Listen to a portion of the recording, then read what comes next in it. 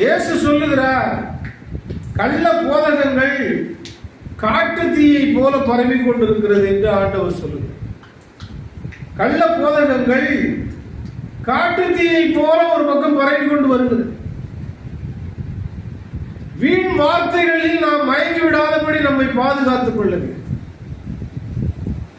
வீண் வசனிப்புகளுக்கு பாதுகாத்துக் கொள்ளும்படியாய் நம்ம எச்சரிக்கையாக இருக்க வேண்டும். நம்மை பரிசுத்தத்தை விட்டு வழிவி செல்லும்படியான காரியங்கள் உலாவிக் கொண்டிருக்கிறது. விசுவாசத்தை விட்டு வழிவி செல்லுகிற காரியங்கள் மனிதர்கள் உலாவிக் கொண்டிருக்கிறார்.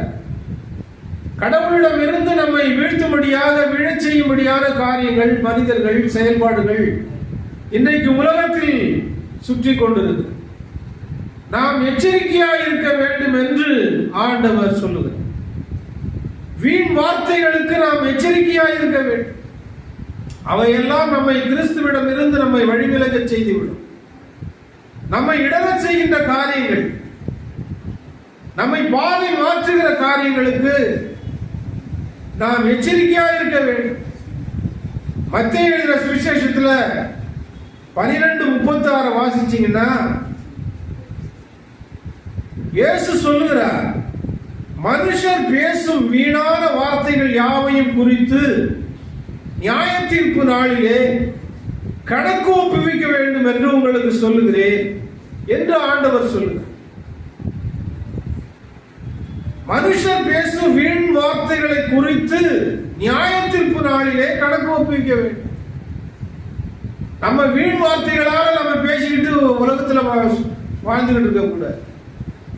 வீண் வார்த்தைகளினால் எந்ததையும் சாதிக்க முடியும். வீண் வார்த்தைகள் தேவனுக்கு பிரியமில்லாத ஒண்ணு.